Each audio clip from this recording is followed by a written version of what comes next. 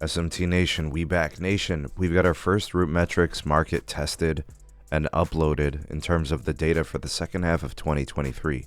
And the reason I want to cover it here in today's video is I want to see how this projects the rest of the year with respect to the second half testing and what it could mean for more markets across the US. Remember, this is just one city, it's one metro, Louisville, Kentucky.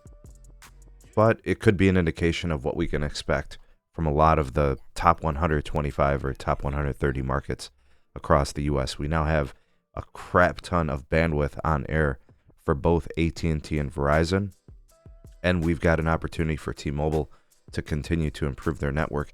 Let's see what Louisville tells us, and let's see what we can expect moving forward. We're going to compare the second half 2023 to the first half 2023 and see what's going on there. I'll be sure to link the article, or excuse me, the root score reports for you in the description. Also in the description, the real SMT Buy Me Coffee link. Support your creators, show your appreciation for the content, buy us a coffee. Other ways to support us as well. You can check out our partner, mmWave. Our wireless partner can save you money. You guys know the Green Fox can help you save your green dollars. All right, so the deflation promo is still, seems to be the pricing that is still active. So if you want to take advantage of those deals, they are absolutely tremendous. Use our partner link, mintmobile.com/Sneed. Save those ducats. Get that great value, the legendary customer care. Switching is super easy. They can ship you a SIM card really quickly, or you can easily activate on eSIM. Check them out. All right, so why Louisville, Kentucky? Well, it's the only market that's up for the second half 2023 from Root. So I'm guessing, this testing was done in July, and they've uploaded the data, and I think there's probably more coming. The folks at Root work throughout the year, so I'm guessing they got all their testers. They're all out there in the field. So we'll be seeing probably a couple of towns getting updated on a weekly basis. Eventually we'll probably get to the 125 mark sometime in January, but it's good to see we got our first market done. And here's what we learned about the carriers so far this year. All right, so we got overall performance. I think this is basically what it was last half, right? So that's pretty much the same. Verizon, AT&T at 1, T-Mobile just slightly back at number 3. Network reliability seems to be pretty good from all the carriers. AT&T, Verizon over 99, T-Mobile at 98. Accessibility, they all look pretty good, with the issue being at AT&T that continues to be a problem for them. Network speeds, they're all 99.9. Data performance, they're all over 99. Calling performance, AT&T and Verizon scored over 99. T-Mobile continues to have issues at 95.6. Texting, not really a problem for any carrier. So what do we learn about the carriers then based on this testing in this metro area? And what I want to do is I want to show you guys something. When you click on the market, like Louisville, Kentucky, and they give you some notes to the changes. All right, so AT&T's median download speed increased from 60.9 to 120.9. Folks, that is basically a 100% speed increase. That's definitely going to be correlated or caused by the access to C-band and, just upgrading the network with more bandwidth. So that's probably what created that speed bump. So I think that's probably one thing that you could say AT&T had to fix in this market, was to be a little bit faster. So it looks like that's going to probably continue to improve as more of the tower sites get upgraded and get C-band and DoD from AT&T. So that's a good sign. Their uplink speed showed an increase of 37%.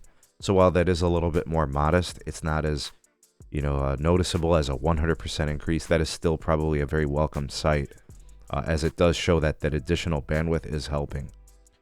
Now, with respect to T-Mobile, they're in a different position, right? They have done a really nice job of covering most of the country with N41, and it's been a project that they've been doing for the last few years. So their speed increases are going to be much more modest, right? You're not going to see huge increases. So their downlink speed increased by 14%, which is nice, going from about 345 megabits to 394. The uplink, which is really, really important, we've talked about this, one of the more difficult things to accomplish on a network, increased by 28%. So in my estimation, that's probably the most tangibly identifiable improvement for T-Mobile. So very nice. Now, they didn't mention uplink for Verizon, but they did mention downlink. Verizon increased their average downlink or median downlink by 97%, going from 181 to 356. So the reason why this is important is this is, the causation. It's the additional bandwidth coming from the C-band, just like we mentioned with AT&T, and it's showing itself in its speeds. So in this particular market, Verizon and AT&T don't have reliability issues. They don't have calling issues. Most people aren't going to have a problem with the network. It's not really going to be congested, but they just made their networks faster, right? And I want to mention this here, folks. 356 megabits per second for Verizon. T-Mobile's is 394. That's close, right? And to be more specific, to put this into proper framing, if Verizon's 356, T-Mobile last half was 344. You see where I'm going with this? Like, the speed gaps are closing within the top markets across the U.S., right? So my estimation is that in the top 50 markets, many of them are going to start swinging with speed towards Verizon, and T-Mobile's not going to be the fastest carrier in some of those markets. I don't know what percentage, maybe half, I don't know. But, if T-Mobile didn't increase their speed, then Verizon would have passed them.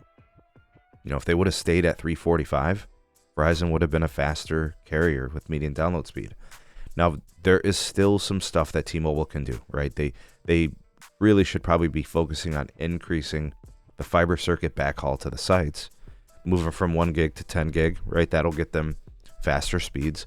They can densify, they can split cells, right? More cell sites on rooftops and monopoles. Probably small cells are a requirement that could really help, Remember, T-Mobile's dual-purpose network, home internet and mobile network access. And so is Verizon's.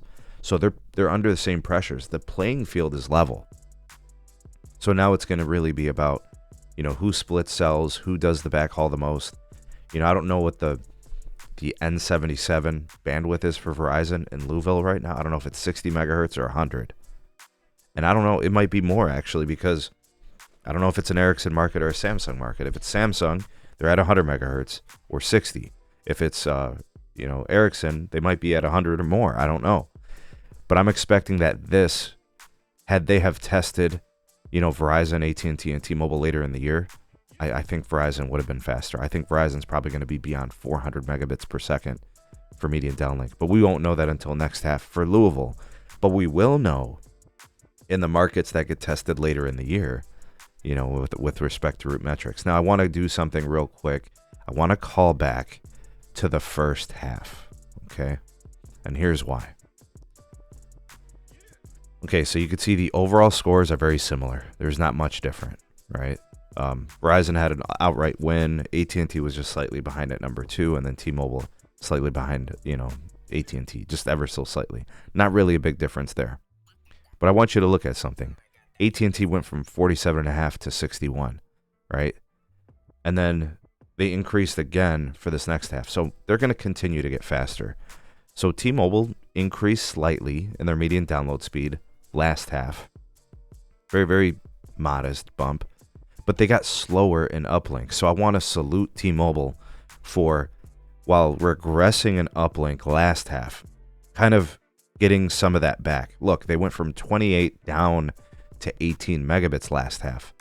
And then now they went up 28%. So they're trying to get back to that. I'm just guessing, folks, that T-Mobile's growing in Louisville, right? That's what it is, right? They're a growing carrier there. They're probably garnering more market share, selling 5G home internet. But look at what look at what's happening at Verizon since C-band. They were at 58 megs last half. They bumped to 181. Now they went from 181 to like 350 something. This number is going to keep increasing. So at least in Louisville, Kentucky, probably half one of 2024, Verizon is probably going to be the faster carrier there, just based on the trajectory. I would like to see some of the uplink data about Verizon so we can compare that. But guys, it's happening, and T-Mobile regressed in calling. They got a 97.7 the first half of this year, right? And then for the second half of this year, they got a 95.6. The same problems are not getting better at T-Mobile. They're still not fixing their calling. In fact, it's gotten worse. I don't understand why. I don't get it. I'm not sure why they choose not to fix this or address this. And if they are trying to address it, I'm not sure why they're so incompetent when it comes to calling. I don't get it. They're the only carrier that has calling problems across the US. You cannot describe AT&T and Verizon as having calling issues based on the data collected in 125 markets and all 50 states and the national testing from Root. I don't understand. So T-Mobile, fix your calling. Nice job improving your uplink and downlink compared to last half. Verizon, salute to you. You know, getting faster and faster at a crazy fast pace, and it's probably going to continue to get faster. AT&T getting faster too, with all the other metrics looking good. That's Louisville. That's what's happening, and I think there's going to be more of this the rest of the year.